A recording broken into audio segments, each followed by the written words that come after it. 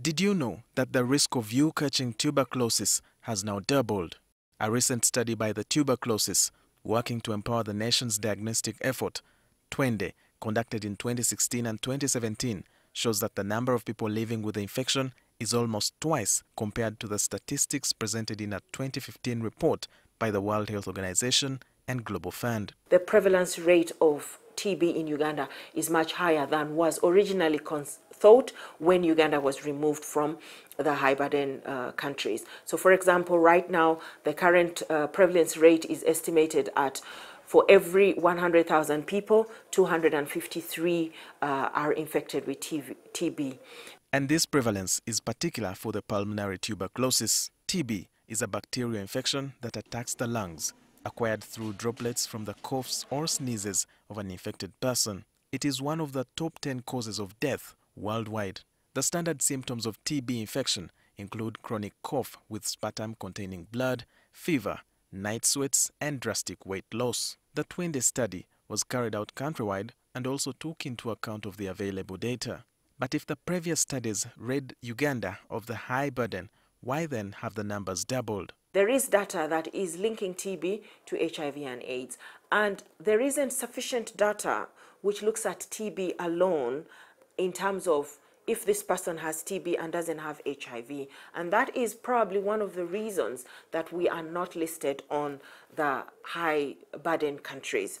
The obvious signs of TB do not manifest until such a time that the disease has already taken significant effect. An estimated 89,000 people get TB disease every year.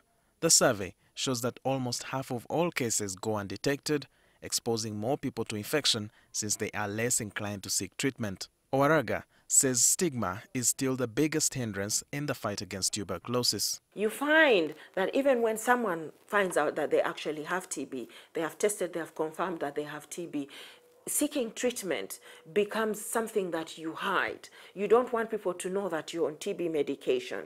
And so even though the government has tried as much as possible to decentralize administration of TB Medicare, people leave the drugs in the lower centers and want to come to a center where they are not known. It was for Uganda and actually the rest of East Africa, around 60% of the TB patients don't have HIV.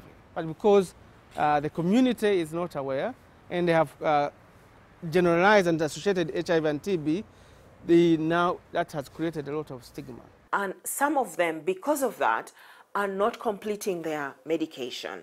And with TB, if you do not complete the medication, TB can sort of transform and become, they call it multi-drug resistant TB. And the multi-drug resistant TB is harder to treat. The Health Ministry, however, provided gene expert machines to all referral hospitals, which are vital in detecting different types of TB between ordinary, multi-drug resistant and extra resistant. But Dr. Wilbur Sabiti, who leads the Twende Consortium, says there are inefficiencies even with the availability of such machines. We found that in Uganda, only 12 hospitals conducted 8 tests per day. That is 160 tests per month. So those are the ones that utilize the gene expert to full capacity. So the rest did not achieve that full capacity. The researchers also developed recommendations for government and the health ministry. They urge policymakers to increase funding towards eliminating tuberculosis and the health sector generally. Uganda contributed only 3% towards the control of TB budget for 2017.